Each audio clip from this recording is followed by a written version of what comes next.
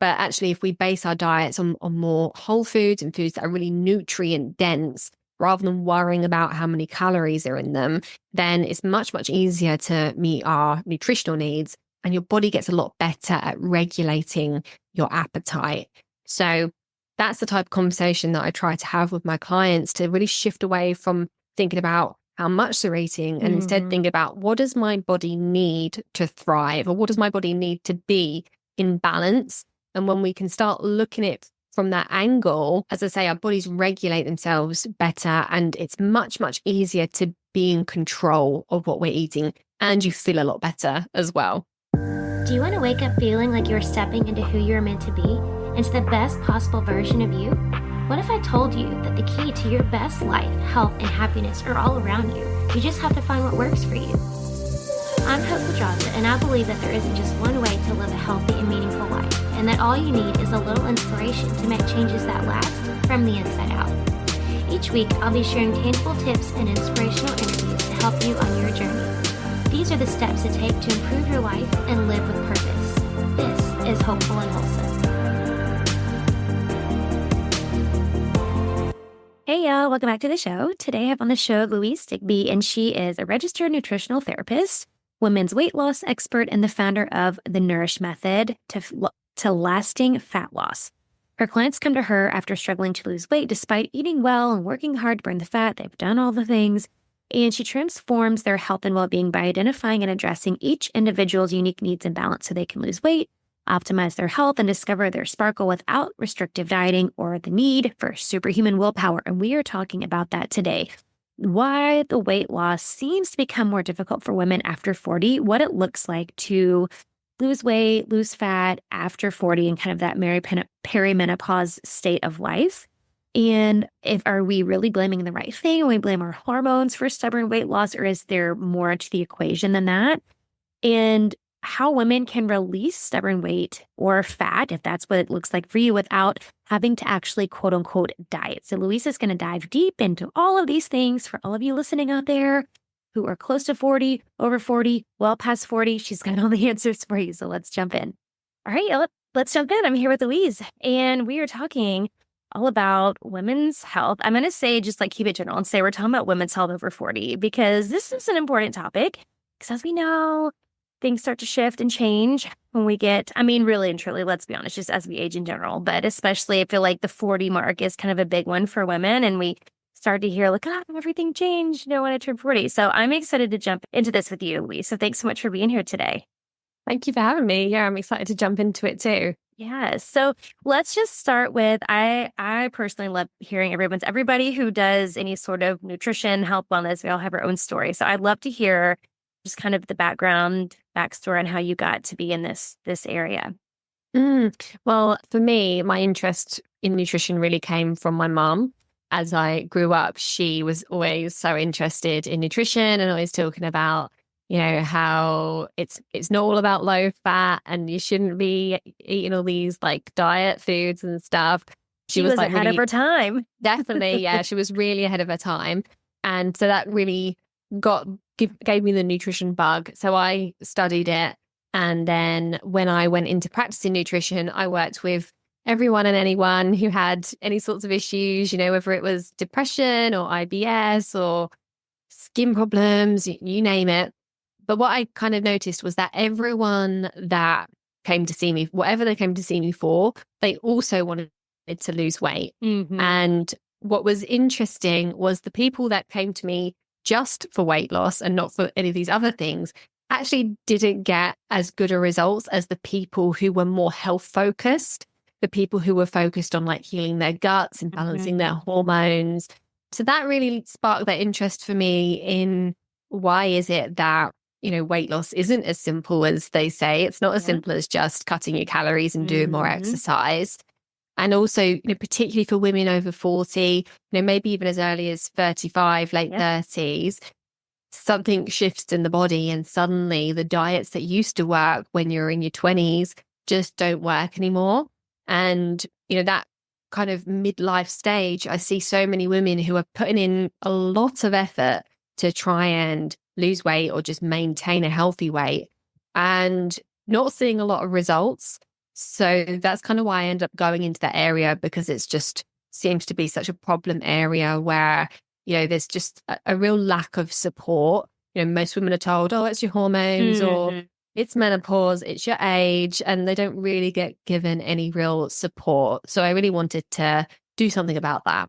Yeah. Yeah. And that's a huge one. I was literally just having this conversation a couple days ago about this, where it's like women go, I mean, this isn't even just about the weight loss thing, but it's always like, oh, it's your hormones, or you're getting older. Like that's their answer for everything, where it's like, why do I have to take that as the answer? Like, why does that have to be the answer? I don't want to just accept it's because I'm getting older. So I agree with you. I feel like this is a huge gap in just women's health in general and support for women's health. And that, I mean, basically, and I mean, I'm pretty sure this is like universal thing and isn't just like a US thing, but like doctors are just kind of like, oh, it is what it is. You just kind of learn to live with it as you get older. Like, I hate that. Yeah. And I think it's kind of like at the extremes, because up until recently, it's not really been spoken about at all. And then it kind of started to be treated like it was a disease, Yes. menopause and aging. Totally. And but at both extremes, there was nothing being done. Like no one was actually getting any help. And it's probably the same way you are, over here in the UK, it's been talked about a hell of a lot more. There's always documentaries and things and like incentives that companies are putting out and that sort of thing. And it's been talking about more in government. But again, it's still not really doing anything for the women who are struggling. Exactly. With understanding a bit more about HRT, and there's more conversations happening, but not a lot's actually changing. Yeah, no, I agree. Because it is like that here too. I do feel like people are talking about it more, but then it's still, we're just talking about it. Like nobody's doing anything about it. It's still not a whole lot of solution. So when we're talking about, well, let's start here. We're talking about weight loss, specifically weight loss, and we're talking about women over 40. And this is a loaded question, so you can answer it however you want to. But why is it harder for women over 40 to lose weight? Yeah, so there's quite a few reasons, and some of it is like circumstantial. Some of it is to do with, the way that your life changes as you go into that mid stage of life. Oftentimes you might have kids and you might have a lot just more going on, busier. Right. Perhaps you've got parents that you're having to support and do more for, still working full time. And so you probably have less time to focus on your food and be active. So we typically get more sedentary. So some of it can be circumstantial, but there's also changes that are happening in the body naturally as well. After the age of 35, if we aren't taking steps to maintain our muscle mass, then we're going to be losing it. And we lose it kind of faster and faster as time goes on. And that's really key, because your muscle is metabolically active. So the less muscle you have, the less calories you're burning at rest. And so basically the slower your metabolism is, you're going to find it harder to keep the weight off or to lose weight. So that's a big shift that happens. And then really at the same time for women, your hormones are starting to shift as well. We might think of menopause as being something that happens when we're close to 50, but actually that shift in hormones can start happening around the age of 35 into 40s. And it's a very gradual transition, but your body starts producing less estrogen and progesterone, and that has an impact on the way that we burn and store fats. It impacts our insulin management. And so it makes it more likely that we're going to put on a little bit of weight, particularly around the middle as well. A lot of women find that they may have carried weight on their arms and their legs and their hips before, but it starts to go more around their tummy, which is always such a big frustration. And the thing is that shift doesn't happen because you're overeating or because you're not doing enough exercise. It happens because of the way that your hormones are shifting, and it's exacerbated by things like stress and gut imbalances and lack of sleep and all these things. So dieting doesn't address that stubborn weight around the middle. And that's that's why it's so frustrating for so many women who are working harder than ever to get the weight off and not seeing any results. Yes, yes. And like you said a second ago, it's not, and it's crazy to me that we still see this. Cause I mean, I literally just saw a thing my husband sent me on Instagram yesterday where people are still saying calories in, calories out. Like it's clearly not as simple as calories in, calories out, or we would all be, whatever, however we wanted to look. And it's crazy to me that we're still perpetuating that story. Like it is as simple as calories in, calories out, like you said, because I see the same thing with a lot of clients I work with. Like they're literally doing everything and the weight isn't budging. So when you're talking about kind of the shift in the hormones, but is it just about the hormone? Like, are we blaming all of it on the hormones? Like, what other things are coming into play there? Yeah, the hormones have become a little bit of a scapegoat, and the hormones are kind of still more of a symptom. They're not necessarily the root of the issue. Great. And lots of things that are going on in your body impact your hormones. So we do have a natural decline in our hormones as we get into our late 30s, 40s, 50s. But that, as I say, is natural. And there are plenty of women who go through that process without struggling with their weight. So it's not that transition that is the problem. It's all the other stuff that exaggerates that decline in your hormones and causes other imbalances as well. And also exaggerates the decline in muscle mass. So the things that I'm talking about are things like your gut health. If you have imbalances in your gut in terms of not enough beneficial bacteria, maybe an overgrowth of not so beneficial bacteria, inflammation, not absorbing very well, then that's something that actually really impacts your hormones. And, we don't tend to think about our guts when we think about our hormones, but the gut is where we absorb our nutrients and it's where we eliminate our waste. And if your gut isn't working very well, then you're not going to be absorbing the nutrients you need to make your hormones in a balanced way. And you're also potentially going to be not eliminating your hormones properly and actually reabsorbing some of the ones that should have been eliminated. And then there's how your gut can cause inflammation in the body, and that can be very disruptive to your hormones. So yeah, the gut is a really big factor. And then there's things like your liver function. Our liver needs to detox and remove our hormones from our body once we've used them.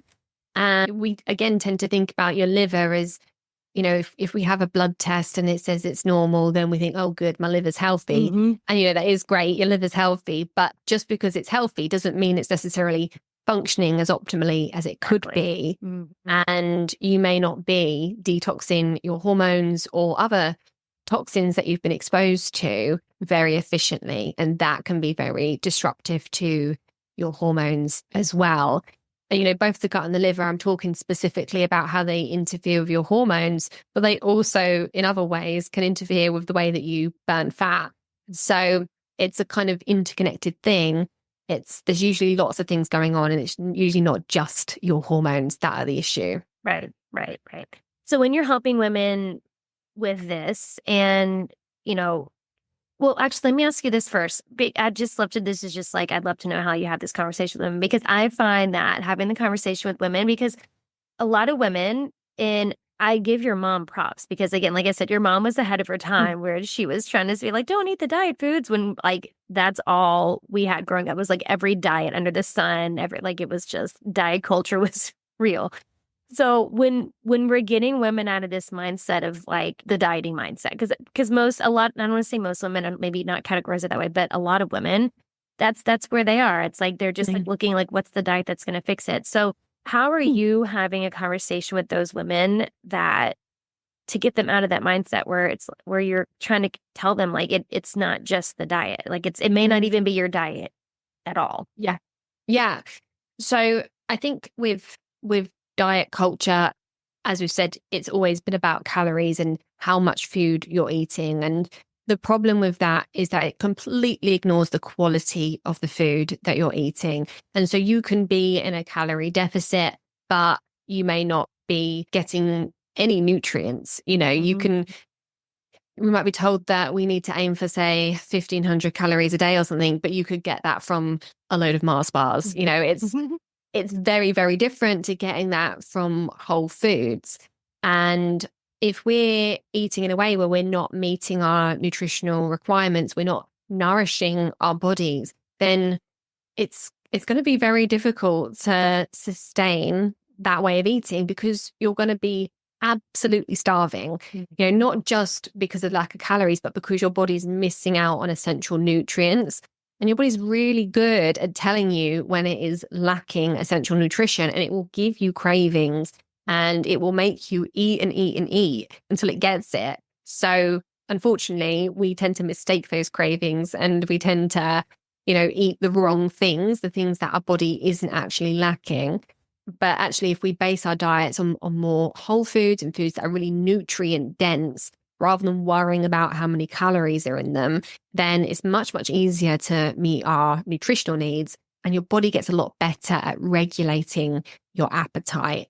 So that's the type of conversation that I try to have with my clients, to really shift away from thinking about how much they're eating and instead think about, what does my body need to thrive, or what does my body need to be in balance? And when we can start looking at it from that angle, as I say, our bodies regulate themselves better, and it's much, much easier to be in control of what we're eating, and you feel a lot better as well. Yeah, for sure. For sure. What are some things that women can do as they get closer to 40 or kind of past the 40 mark? What are some things we can do to kind of, I don't know if offset is the right word, but maybe it is offset, like potentially the weight that we might gain as our hormones start to shift and stuff? What are some things that women can do? I think one of the first things that I would think about is taking steps to maintain muscle mass or build muscle mass.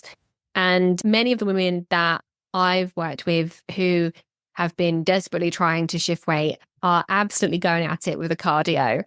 And cardio is great. Obviously, it's really good for your heart health and circulation and all those things. But it's not so great for sustaining muscle mass. And actually, if we switch some of that out for more strength training, then you're going to be maintaining your muscle and building some muscle, which is really going to set you up well for when you're going through that mid stage of life. And alongside trying to building some strength training, we want to make sure that we're actually eating enough to be able to build muscle. If you're in a calorie deficit, you're going to find it very difficult to build muscle, particularly if you're not getting enough protein. So I would say starting to become aware of how much protein you're eating, and ensuring that you're getting at least some protein with every meal, and that you're doing some strength training is a really good place to start. And then alongside that, I'd also start building in some habits that help to alleviate stress or manage stress. Because even if you're not stressed right now, it helps to have those habits in place before you're having to, go through a very stressful phase. And if you can become good at managing stress now, then that is going to give you such an easier transition, because you're going to be more resilient to stress and your hormones are going to thank you for it. So yeah, I would say those are probably the key things. Build muscle, make sure you're eating enough, particularly protein, and start focusing on managing stress properly. Yeah, I think that's a big one. And I think, like you said, I think this stress one is like such a boring answer for people. Like, that's not what they want to hear, because it sounds No. and it sounds so like, it sounds so insulting to people too. It's like, manage stress, like, because people, like, we live in a stressful world. But I think, like you said, it's also like building those practices or strategies or whatever it is, so you have those before, like, so you're not waiting until you're hit with stress to be trying to manage it or deal with it. I feel like that's one of the biggest problems with how people manage it, because you were saying the resilience. Like, we want to have these practices to build resiliency in our nervous systems and in our bodies. And I feel like that's the piece that's missing. And then we wait till the stressful thing happens, and then our bodies are like, oh, we don't know how to handle it. Yeah, definitely. And I think when you do wait until you're in that stressful situation, the last thing you want to do is go and meditate, Right. or go and do your breath work, have a massage, or like you might want to do that, but you don't feel like you've got the capacity to be able to stop to do it. You're absolutely wired and in fight or flight mode. But if we can build in habits then these things come more naturally to us when we need them the most. And it doesn't have to be anything dramatic, taking a couple of minutes each day just to stop and do some deep belly breathing is a wonderful habit to build in. And particularly because you can do it anywhere, you could be sitting in traffic and doing it, or you can do it just before you go to bed or before you eat or anything like that. And so, yeah, simple habits are really powerful. There's a lot of research about things like cold showers and cold water exposure and how that helps to stimulate your vagus nerve and put you into that rest and digest mode, taking you out of that fight or flight mode. And that can be in many forms. It could be in the form of cold water swimming, or it could be as simple as splashing your face with cold water in the mornings and anywhere in between that. So you can often adapt these habits to fit with what's going to work for you. Yeah, for sure. And I think that's the big key there, is to find the thing that works for you. And also isn't like, because I find a lot of times women especially, I'm calling all women because it's usually women especially, but I think with anything, but with like, we were talking about mindfulness practice and stress management, and then they're like stressing about the stress management practices. So then it's like, they're stressing about fitting all this stuff into the routine and trying to fit, so then it's like, well, this is counterproductive because now we're stressing about stressing, and it's just kind of this snowball effect of trying to fit all things in. But I think, like you said, it's finding the things that work for you and that, or easier for you to implement, and it's not another stressor.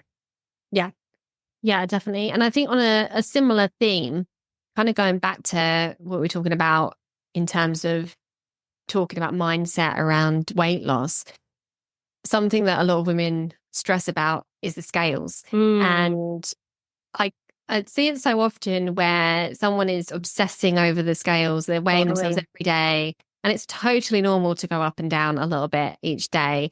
But if you're fixating on that, it's such a source of stress. And so often I've managed to convince someone to stop weighing themselves, at least, cut it down to once a week, maybe even once a month. Right. And when they've done that, they've started seeing better progress because they're not in this vicious cycle of, oh my God, I've tried so hard and I've gained half a pound. This isn't working. And then falling off the wagon. And it's just a lot easier to be consistent when you're not fixating, and you just get better results when you're consistent. Absolutely. So yeah, that's I think a big part of that mindset. I think for any age, but I think particularly when weight loss gets that little bit trickier, we don't want to be obsessing on the scales at all. Yeah, for sure. Well, and I'm glad you brought that up too, because I find the same. That is a huge source of stress for women. And especially, I'm trying to say this in a very diplomatic way, but especially like older generations who were like, perhaps middle-aged in the thick of diet culture. It's like that all that matters is the calories, the number on the scale, right? All that. And like you made all the points that I would have made. Like, it's not just about the quantity of the calories, it's the quality, right? It's not about the number on the scale. Well, and two, like, and I have a Pilates and fitness studio, and we talk about all the time, like it's more, if you want to look at numbers, it's more about your body composition than the scale, right? Which I think we all like know this on like a basic level, but like really feeling that in like how it makes sense in the body, because weight and, like we're talking about muscle mass here, and muscle mass as you age, like that's what you want to keep on. And that's what I tell my clients too. If you want to look at anything, go keep track of your muscle mass. Like, I don't care what the number on the scale is, but like, let's look at your muscle mass and the fat mass, right? And compare those kind of things rather than just the number on the scale. Yeah, definitely. It's a much more helpful thing to monitor. And, we want to make sure we're maintaining or building muscle. Right. So if you're looking at the scales and wondering why they're not going down, maybe it's not that you're not losing fat. Maybe it's that you're actually making progress in the right direction with your muscle. Yes, for sure. Exactly. And that's a huge, I feel like that's a huge like mindset shift for people too, because sometimes the scale might go the opposite direction that you wanted to, but like you said, it could be, the scale could be going up, but you're actually losing body fat and gaining muscle mass. So it's like, I think we need to have a more realistic perspective on like what the number on the scale really means, which in all honesty, in my opinion, at least, it really doesn't mean a whole lot. Yeah, no, I completely agree. I can't tell you often I've had clients who have seen like their waist measurements going down, but the scales have been not moving or going up. And they're like, oh, I'm not seeing results. And it's like, well, you Yes, are. you are. The waist is shrinking. And isn't that what we all want? Yes. I think we have to be, as an individual trying to lose weight or get healthier, I think we have to be really intentional and mindful about how we're using the scales and, just how we're approaching the whole thing. Because like you say, we know this stuff. Most people know this stuff, but it's so easy to just stick with what we know in terms of what we've done before. And actually, if we are quite intentional about not using the scales in that way, then it's almost need to be something that you set out with from the start to say, look, this is how I'm going to approach this. Right. Yeah, exactly. So I have a couple more questions I want to ask you, but before we kind of start to wrap it up, do you have any other important things you feel like every woman over the age of 40 needs to know this or do this, like anything that we've left out that you feel is like really helpful for women as we age? I think the only other thing that I'd want to add is that something that I see with a lot of women is that they go to their doctors because they don't feel right, because they're not losing weight. The doctors run some basic tests and say everything's normal. So, just got to live with it, or it's just your age. But what I would say is don't accept that. If you don't feel right, then you know that something isn't right. And it may not be that there's something wrong, but it might be that, you're not optimal in terms of how your gut's working or your hormones are balanced or whatever. So, depending on what's available to you, you could get a second opinion, you could push for more advanced testing, or it might be that you go private and you get some other tests done through a functional practitioner, or over here in the UK, there's more and more tests that you can get online yourself. It's probably the same in the US as well. So I think just advocating for yourself and not accepting, if you feel that something's not right, don't just feel that you have to live with it. 100%. This is advice that the listeners get all the time, because I tell them the same thing. If you feel like something is off, then it is. Like if you feel it, your body is trying to tell you something. So yeah, 100%. I agree with you so much. And yeah, it's a real thing. The medical gaslighting with women is like a real thing. And so I think women, there's no more valuable advice at this point of where we are in the world for women than like, yeah, if you feel like something off, then it is. So yeah, I totally agree with you. So I do have another question I want to ask you that I like to ask everyone as you wrap up. But before I do that, can you let everybody know where they can find you and follow you, get more information on everything that you do if they need support with their health, with their weight as they're aging? Sure. So you can connect with me on Instagram and Facebook and just search for @Louise Digby Nutrition, or my website is louisedigbynutrition.com. And then I also have a podcast as well, which is called The Thriving Metabolism, which you can find on any podcast platform. Perfect. Thank you so much for sharing that. Of course, I'll have links all that in the show notes so y'all can go check it out. And the last question I want to ask you that I like to ask everybody, what do you think is the most important thing you can do to live with purpose? Oh, that's such a good question. I think based on a lot of the conversations that I'm having with other practitioners recently, I think that trying to tune into your emotions and listen to what your body and your mind is trying to tell you is so important. And I think we all try and self-soothe, and we try and suppress our feelings and emotions with food or alcohol, or it could be with scrolling on Instagram or things like that. And rather than actually living in the moment and experiencing and processing what we're feeling. And I think, whether you're trying to lose weight or whether you're trying to run a successful business or whatever it might be, I think starting with the mindset stuff and just tuning into what you're actually feeling and thinking and trying to process that, whether that's journaling or talking it out or whatever, is extremely powerful. Yeah, I 100% agree. And I mean, everything you're saying, you're speaking my language. I talk about this stuff on the podcast all the time, but I mean, it really does. I mean, I think, our overall well-being is it's all about that part. It's that emotional, mental part of the body. Like it all starts there. So yeah, I totally agree. So thank you for sharing that. And thank you for bringing your insight here and sharing with us, all of us aging women, helping us out as we age. So thank you so much for being here and for sharing all of your wisdom with us. Thank you so much for having me. It's been really lovely chatting with you. Thanks for listening to Hopeful and Wholesome, y'all. If you found value in this week's episode, please subscribe on iTunes or wherever you listen to your podcast and leave a review to let me know what you thought. I'd love to know what you find useful in these episodes so I can know how to provide the most value I can to my listeners. And if you have topics you'd like to know more about, I'd love to hear those as well. So shoot me a message on Instagram, Facebook, or LinkedIn. It's @TheHopePedraza, or you can visit my website, hopefulandwholesome.com. Thanks, y'all.